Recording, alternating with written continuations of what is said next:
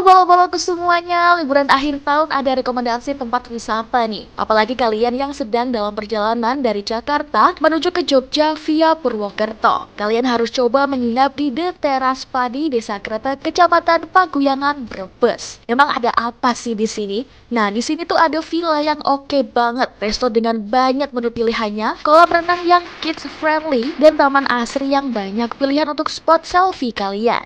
Kalau mau kesini, kalian bisa keluar dari tol Pejagan, buka aja di Google Maps deh, ketik The Teras Padi. Jangan khawatir Bolo, jalannya aman dan mulus pastinya. Nah, Bolo, kebetulan banget nih Mas Anas bisa ketemu langsung dengan owner The Teras Padi. Langsung aja kita simak wawancaranya yuk. Check it out!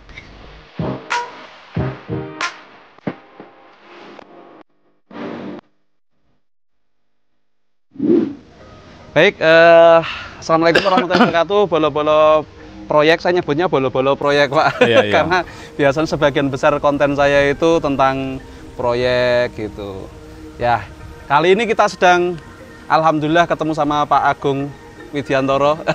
Assalamualaikum warahmatullahi wabarakatuh. Ya, maaf Pak, ini saya pakai celana pendek, Pak. Santai. Ya, Pak Agung, ini kebetulan saya menginap di Teras Padi dan tadi pas jalan-jalan kok lihat Pak Agung ini kayaknya idola banget ya, karena beliau ini adalah Bupati Brebes 2011-an ya Pak ya? Ya, antara 2007 2012. 2012-an ya? Jadi saya menggantikan Bupati yang waktu itu kena musibah 2010-2012. Iya. Terus saat ini berkarir di DPR RI Pak ya? Alhamdulillah, untuk ketiga kalinya warga masyarakat Brebes, Tegal dan Kota Tegal memberikan mandat kepada kami untuk menjadi anggota DPR RI kembali. Begitu. Alhamdulillah. Tapi ini kita nggak bicara politik ya Pak ya? Kita Oke. bicara sedang, saya kebetulan sangat excited sekali ya, karena di Brebes ternyata ada tempat senyaman ini, yaitu Teras Padi. Berada di sini tuh ikutnya Kecamatan Bumiayu atau Paguyangan Pak? Ini masuk wilayah Kecamatan Paguyangan. Paguyangan. Tepatnya di Desa Kretek, Dukuh Pesanggerahan. Pak, kita mau tanya-tanya dulu nih Bapak, dulu visinya ini bikin ini seperti apa Pak? Iya. Jadi terima kasih Mas Anas. Mungkin untuk perkenalan juga ya. Kebetulan kan saya backgroundnya itu adalah wira swasta. Mulai dari kakek, ayah saya itu adalah wira swasta. Kemudian sebagai seorang wira swastawan, saya punya prinsip. Jadi di dalam bisnis itu kita harus berani memulai. Kalau kita berani memulai, maka insya Allah kita akan menjadi leader. Jadi kalau kita berani memulai, kita tidak perlu mencari keramaian itu. Kita ciptakan keramaian. Tetapi kalau kita mencari keramaian, kita akan jadi buntut gitu. Saya dilatar belakangi keprihatinan bahwa wilayah Brebes ini cukup luas ya. Se-Jawa Tengah, nomor 2 setelah Cilacap. Kalau Cilacap nggak ada Nusa Kambangan, kita nomor 1. Tetapi potensi sumber daya alam yang dimiliki oleh Kabupaten Brebes ini belum dimaksimalkan. Karena apa? Ya, mohon maaf, barangkali mungkin visi ke depan dari warga masyarakat dan juga teman-teman baik di jajaran pemerintahan maupun elit politis, mereka harus dipacu. Kebetulan saya sama anak-anak dan istri ini suka jalan, begitulah. Hobi dari jalan-jalan ini, saya terbersit bagaimana kita membuat satu objek destinasi wisata yang menurut saya bisa menjadi andalan satu tempat. Karena pada prinsipnya Brebes ini kan terbagi 2 wilayah, utara dan selatan. Kalau utara itu lebih kepada daerah pesisir. Pesisir. Panjang pantai yang 52 km di pantai utara ini, kami melihat juga belum dimaksimalkan. Sedangkan di wilayah selatan, kita ada di lereng kaki Gunung Selamet. Pegunungannya cukup hijau, kemudian sumber daya alamnya dan udaranya cukup segar, ya kan? Nah, di situ kita beranikan diri. Apalagi setelah melihat ada potensi alam yang belum dikelola dengan maksimal. Kita memiliki kebun teh yang ada di wilayah Kaligua. Mungkin Mas Anas sudah sampai ke sana. Sudah. Nah, itu tinggalan Belanda. Iya. Saya ambil sisi positifnya saja. Kalau saja Belanda tidak menjajah kita karena rempah-rempahnya ya, mungkin kita tidak punya kebun teh di sana, ya kan? Iya. Tetapi setelah kita merdeka, kebun teh yang ada ini kita kelola, dan dari sisi pariwisata pun juga saya melihat sebetulnya cukup indah. Hanya di situ saya lihat tiap warga yang berkunjung ke sana pulang ini masih dalam kondisi yang perut belum kenyang. Saya tidak bilang lapar ya. Ada juga yang jual makanan di atas, kulineran gitu. Tetapi menu yang olahan yang katakanlah disuka, kemudian memiliki rasa tertentu yang disukai masyarakat ya, ini belum ada. Saya beranikan diri bersama istri saya dan anak-anak untuk membuka resto teras padi ini. Iya, saya semalam juga nyicipin nasi goreng kecombrangnya luar biasa. Saya juga mikir ini dapat kecombrang dari mana gitu. Terus ini Pak, musiknya. Ini saya bilang, saya kan di proyek Pak, nggak tahu barang lah ya. Nggak ecek-ecek Pak, sound systemnya semua bisa merata, enak. Nah, mungkin Bapak menggarapnya ini juga pasti menggunakan arsitek ya Pak ya? Alhamdulillah, semua yang ada di sini, baik tata tempat, kemudian istilahnya planologinya, penataan taman, dan juga struktur bangunan, ini saya, anak saya, dan istri saya. Oh gitu Pak? Kita tidak menggunakan arsitek, tidak menggunakan konsultan gitu loh. Luar biasa. Ya, itulah hikmah kita jalan-jalan. Yang ini yang menurut saya jarang didapat. Kawan-kawan kita, baik itu netizen maupun yang ada di pemerintahan selaku pemangku kebijakan, sering juga jalan-jalan. Tapi saya nggak tahu ketika jalan-jalan ini mimpi mereka itu apa. Kemudian apa yang bisa dibawa pulang mereka dari hasil jalan-jalan itu. Gitu. Contoh aja Mas, ini musik ya.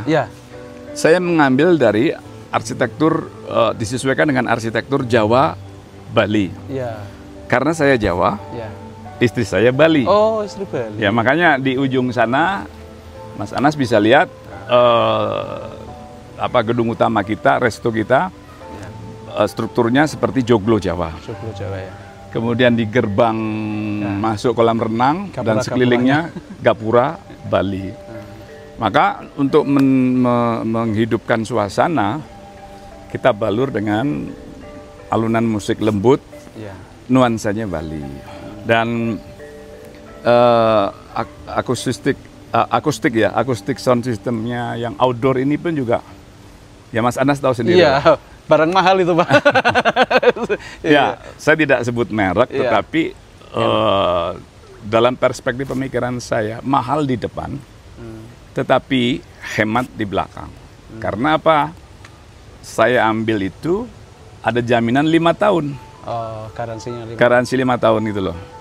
Jadi ketika ada kerusakan dan sebagainya, itu bisa diperbaiki, kemudian bahkan ditukar. Ada speaker outdoornya, kemudian amplinya yang kemudian rusak, nggak bisa diperbaiki, kita tukar baru. Tapi ini inspirasi dari mana Pak? Gimana? Produk ini kan tidak semua orang tahu loh Pak. Kadang orang punya duit tapi nggak tahu barang. Mau di-endorse apa enggak?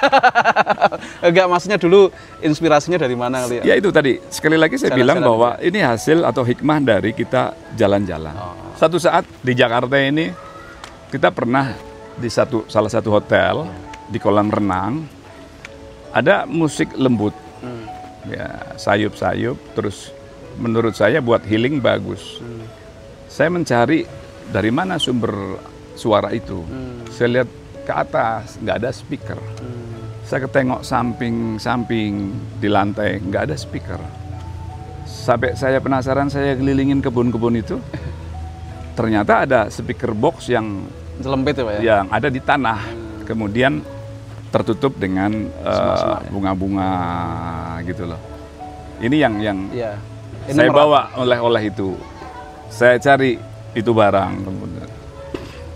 Tapi Itu. kalau di gedung pemerintahan nggak boleh nih Pak. Kenapa? Soalnya TKDN-nya nggak ada, kan ada di kalau di sekarang lagi digalakkan produk yang memiliki tingkat kandungan dalam negerinya itu loh Pak.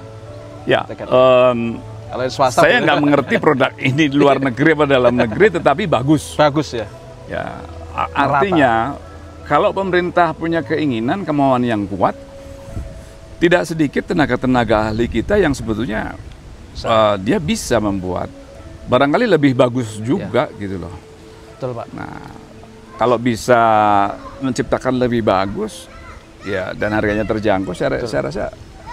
Saya punya banyak kawan orang Solo Pak, bikin akustik, sound gini, engineer juga, sound engineer juga. Itu jualnya juga justru di Jerman, di Rusia, Ya, luar-luar gitu. loh, Pak Habibie itu dia bikin pesawat. Di mana coba anak-anak bangsa kita sekarang begitu Jabang Tetuko udah produksi, kemudian perusahaan apa itu Dirgantara ya? Iya, Dirgantara. Tidak mendapatkan tempat. Banyak anak-anak bangsa kita yang mereka punya potensi akhirnya bekerja bagi negara luar. Dulu waktu proses, maaf Pak, Ya. waktu proses pembangunan ini Bapak juga awasi sendiri Pak, sering bolak-balik Ya, ke sini. saya, anak saya dan istri saya. Seringkali kita padukan. Apa yang jadi keinginan istri saya, anak saya, dan saya. Kita diskusi. Di dalam diskusi ini kadang kan mesti ada beda pendapat. Oh, iya. Cuma beda pendapat ini kita ambil bagaimana spirit untuk mencari titik temunya. Bukan perbedaannya yang kita pertajam. Seperti tanaman-tanaman ini. Ya. Sepintas memang rimbun ya, seperti hutan itu. Tapi ternyata anak saya itu bilang dia ada style sendiri bahwa kayak tidak hanya sekedar garden tetapi bikin kayak forest kecil lah. Iya. Ya. Heterogen Pak, jadi Ya. ada aglonemanya, ada saya lihat juga. Malam tidur sini kan tadi Iya, malam? tadi malam tidur sini. Sempat menikmati suasana malam di kolam Iya renang? sempat. Oh enggak, kalau kolam renang enggak, cuman saya lihat-lihat gini di seputaran ini. Nggak masuk malam ya, malam hari ya? Sebetulnya jam 7, jam 8 masih buka loh kita. Oh iya. Nuansanya malam hari pun juga pernah ada diskusi yang cukup serius juga. Bagaimana malam ini agar tamu kita tidak terlalu gelap gitu loh. Kami dan istri saya mengusulkan untuk dikasih lampu penerangan yang kayak di stadion itu. Tetapi anak saya memprotes gitu loh. Kita bikin nuansa temaram, dia bilang gitu. Yang nyaman bagi tamu untuk kemudian mereka menikmati keindahan malam di sini. Pohon-pohonan palem ini pun juga, ini pilihan anak saya. Iya. Kemudian ya harganya cukup lumayan juga. Tapi anak memang memiliki background, kalau Bapak saya lihat kan SH, MSI gitu ya. Kalau putra mungkin Istri saya dosen Fakultas Kedokteran. kedokteran. Ya. Kalau Anak saya dua-duanya itu dokter. oh dokter, Ya, nggak ada basic arsitek atau ini ya. nggak ada. Cuma ya itu tadi kembali lagi. Jadi hikmah dari kita suka Sense of jalan. engineer-nya berarti yang muncul ya Pak ya. Ya. Ini tamparan buat engineer terus, bahwa di luaran sana banyak loh yang memiliki taste gitu dan bisa membangun sebagus ini gitu. Saya lihat nih Pak, pola-pola granit, pemasangan, saya lihat di sana kan juga ada Istana Merpati, depannya itu ada lingkaran dan lain-lain itu. Itu kayak mustahil kalau nggak direncanakan oleh seorang arsitek. Jadi kita mengalir saja. Ini kebetulan kolam renang ini dibuat oleh putra daerah. Jadi kita kepengin bikin kolam renang di sini. Awalnya adalah villa-villa itu ada di kanan kiri kolam renang. Kolam renangnya di tengah. Cuma pikir-pikir anak saya tiba-tiba berubah pikiran. Tapi kalau kolam renangnya di tengah, seperti yang di daerah Ambarawa sana ya, Bandungan mana? Ya, Semarang ke atas. Kabupaten Semarang ya. Itu kan ada ya villa, terus tengahnya kolam renang. Nggak nyaman.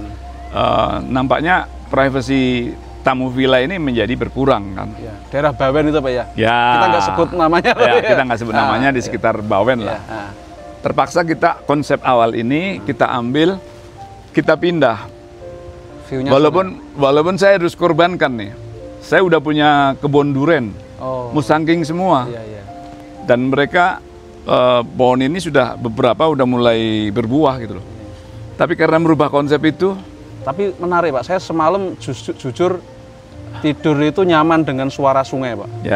Ya mohon maaf, semalam saya nggak keliling-keliling karena nyaman di dalam villanya. Nonton film, sudah ada banyak di TV, banyak pilihan film-film bioskop gitu. Saya nyaman di situ, terus tidur dengan suara sungai, suara gemericik itu. Ya akhirnya kembali ke kolam renang ini, karena konsep villa nggak jadi di sini, mau tidak mau latarnya ini kita harus berpikir keras. Pilihan kita mengendaki yang natural lah ya. Kalau sudah gerbangnya Bali, minimal pilihan batunya batu andesit yang tidak jauh beda dengan nuansa alamnya gitu. Dan dekat kan Pak. Kalau andesit kan pusatnya ini daerah Cirebon Pak ini. Ya, ini istri saya ya. Di daerah Banyumas juga ada. Walaupun mungkin harganya lebih mahal ya. Cirebon mungkin lebih murah, cuma transportnya ya. Anda yang menarik dalam proses pembangunan ini, semua bangunan kecuali gapura, terus kemudian lantai kolam renang dan sebagainya, semua bangunan yang ada di sini, alhamdulillah kita nggak beli batunya Mas. Material batunya kita ambil dari sekeliling yang ada di wilayah kita yang kita punya. Ini dulunya sawah. Gitu. Jadi sawah, karena kondisinya penuh batu, diolah, jadi produktivitasnya tidak begitu besar gitu loh. Lah, karena diambil batu, di belakang kalau udah jalan-jalan tuh, Mas akan menemui tempat yang mungkin jadi lubang besar, karena batu-batunya batu-batu besar. Kita bayangin batu itu bukan batu-batu seperti di Pantura itu ya. Batu gunung kan pasti. Batu gunung, karena ini kan di wilayah pegunungan Slamet. Dulu dalam sejarah kan pernah terjadi letusan. Betul. Nah, material yang dikeluarkan dari letusan itu diantaranya adalah bebatuan gede. Diantaranya di situ diambil, kita pecah. Ya. Cekungannya jadi kolam. Itu jadikan kolam, gitu loh. Iya, keren ya. Saya pernah ngomong sama istri saya, kenapa sih pakai susah-susah gali, kemudian dipecah sama orang? Bukankah itu biaya gitu? Tapi saya tergugah dengan alasan istri saya. Mereka butuh pekerjaan. Jadi tempat ini dibangun pada saat COVID, Mas Anas, di mana perusahaan-perusahaan mem-PHK karyawannya, kami malah justru merekrut karyawan untuk kita pekerjakan. Sebetulnya kami memiliki tanah ini sudah cukup lama, sebelum kami jadi kepala daerah di Brebes ya. Tetapi waktu itu pada saat kami beli, kami lihat belakang, ada tebing yang bawahnya itu sungai, kemudian sawahnya itu terasiring. Jadi nuansa Bali banget, kayak di Ubud banget. Di sana ada subak ya, pengairan, kemudian terasiring padi. Nah, di sini juga ada, makanya namanya teras padi gitu loh. Nah, kami bangun di sini yaitu tadi untuk bagaimana menyelamatkan warga kita. Kita punya karyawan 70 orang. Saat ini ya? Ya. Warga di Kabupaten Brebes ini sebetulnya potensi. Khususnya wilayah selatan ya. Betul. Saya melihat tingkat pendidikannya tinggi gitu loh. Mereka juga banyak yang jadi sarjana, kemudian punya keahlian. Tetapi cenderung mereka keluar kota. Lah, Kalau mereka bisa membangun wilayah orang, negara orang, saya yakin mereka pasti bisa untuk bangun sendiri. Ini teman-teman dari warga Bandar Kawung Kersana yang bikin kolam renang. Gitu. Ya 70 karyawan yang kita punya, mulai dari chef, ya, kemudian manajemennya, security-nya, itu kita ambil dari warga kita sendiri. Orang Brebes itu pinter-pinter, Mas. Chefnya itu juga nggak kalah sama restoran bintang 5 gitu. Jadi mereka ya mungkin udah nyicipin ya. Udah enak. Ya kelasnya dengan harga yang bisa dikatakan miring gitu ya, tapi ya enak Pak. Kelas relatif murah kan? Murah Pak. Ya kan? Berapa ayam betutu kalau di hotel bintang? Pasti udah di atas 50.000 di atas. Kelasnya kan mungkin bisa disetarakan dengan hotel berbintang kan? Iya. Tapi harganya separuh. Nah, ini nanti coba menu favorit kami. Di sana ada ayam betutu bumbu Bali, sambal matah. Ini menu dari istri saya juga yang kebetulan dari Bali. Gitu. Saya semalam ngicipinya burung puyuh. Burung puyuh sambal matah. Ya, sambal matanya sambal matah Bali. Iya. Burung-burungnya kita ambil dari peternak-peternak di sekitar sini. Kita bikin cukup empuk juga kan? Iya, empuk. Nanti biasanya kan saya agak penasaran kalau burung perkutut, burung puyuh biasanya agak keras tuh Pak. Ya. Tapi saya ini jujur nih, saya ini empuk, nyaman ya, kayak rasanya kayak gurih-gurihnya kayak bebek gitu. Nanti siang panjenengan atau nanti setelah acara ini juga kita coba ayam betutu bumbu Bali. Kita punya juga menu khusus yang banyak disuka. Jadi nasi tampah ayam betutu. Jadi satu nampan itu bisa buat 5 orang. Ayamnya ayam kampung, kemudian bumbunya bumbu Bali, dikombinasi sama istri saya. Ada ikan air kecil-kecil, tambah gurih gitu ya. Kemudian bumbunya juga kita perkuat, rempahnya kita kuatin, bawang merahnya. Semula saya nggak ngira, saya itu kan nikahi istri saya karena ayah dari Bali. Kemudian ini jujur bukan drama Korea ya. Saat saya kuliah itu, uang saku saya itu untuk makan sehari 3 kali nggak cukup. Saya pacarin, bener. Saya pacarin istri saya yang seorang fakultas kedokteran. Dia dari biologi. Biologi kedokteran, mikrobiologi kedokteran.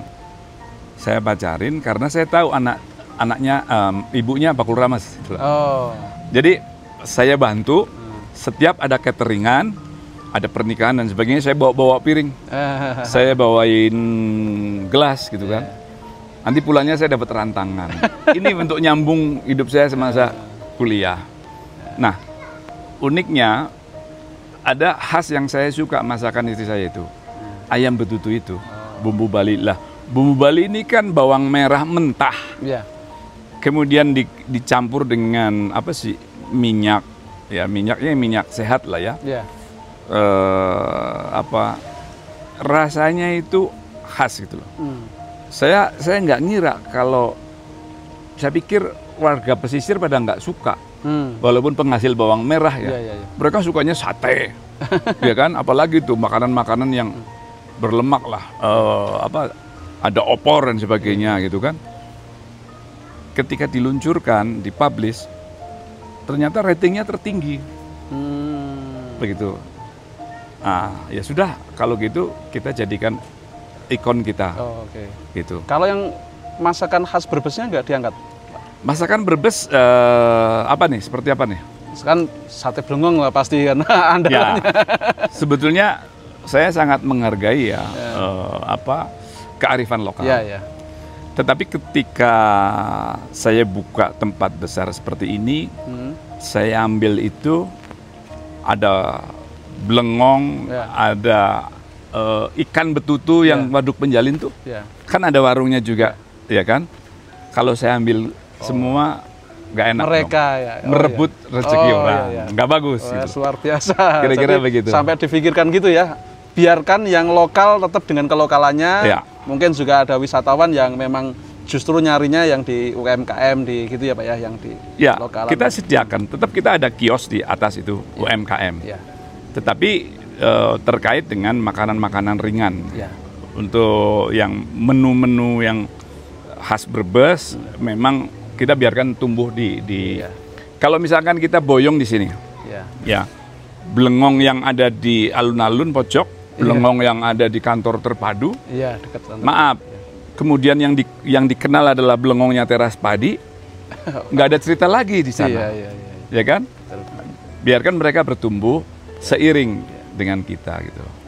Tapi ini infrastrukturnya juga kemarin saya datang ke sini nyaman ya Pak ya. Artinya akses dari kota Brebes sampai dengan sini jalannya udah mulus. Ya, itu pun juga dengan perjuangan, Mas.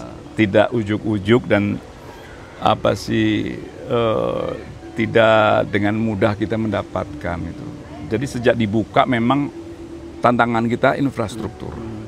Pada saat itu rusak banget kan, sampai ke atas Taman Kali Gua itu.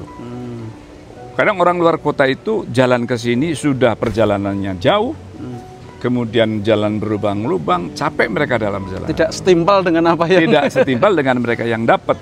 Makan di atas pun juga belum mendapatkan menu yang diharapkan gitu. Kami beranikan diri buka. Ya. Tapi setelah kita buka kemudian viral ya, Iya. banyak dikenal, ada tantangan lagi itu yang jalan ini. Oh, Banyak orang ngomong masa punya mantan bupati, restonya gede, jalannya rusak nggak dipikirkan. tapi sekarang udah mulus Pak. Alhamdulillah. Oh. Jadi 2 tahun yang lalu lah ya, kita perjuangkan, kita mendapatkan bantuan sekitar 20 miliaran lah dari Kretek ke Pandansari. Dan masyarakat di sekitar sini merasa terbantu juga. Bahkan ada yang menarik, kunjungan wisata di Kebun Teh Kali Gua menjadi meningkat. Oh, iya. Kalau saya ego, ya kan, Ya. ya sudah, kita biarkan aja rusak, biar nanti orang-orang akan kesini, tidak perlu naik ke Kali Gua. Tapi kita berpikir makro untuk Ya. manfaat orang banyak. Sudah nggak di areanya di situ ya, sudah bukan makomnya di situ ya Pak. Udah makomnya itu sudah berdharma untuk Jadi tempat masyarakat. ini, Mas, saya dengan istri, anak-anak itu memang saya nawaitukan sebagai tempat silaturahim. Ya, kalau sudah nawaitu menjadi tempat silaturahim, insya Allah akan membawa berkah. Berkah buat tamunya, ya. berkah buat yang kerja, berkah buat Masyarakat. warga masyarakat sekitar. Kalau ada keuntungan, Ya. itu bonus, berkah buat yang punya. Iya. Tetapi ya itu tadi, sekali lagi, tentu semua yang ada di sini ini tidak melalui perjuangan yang begitu mudah ya. Saya selalu titip kepada teman-teman, anak-anak karyawan di sini. Tolong saya titip 3. Mata, hidung, dan lidah pengunjung. Oh, oke. Tamu yang datang ke sini ini pasti matanya kepengen lihat yang Indah-indah. indah-indah. Iya. Jadi sekecil apapun rumput yang Mas bisa lihat, Iya. ya kan? Kalau kita biarkan, nggak ada seminggu aja, itu rumput liarnya udah tumbuh. Betul, betul. Tapi bagaimana caranya untuk jadi indah? Ya kita pelihara. Di maintenance terus ya. Kita fungsikan emak-emak warga sekitar Iya. kerja harian Iya.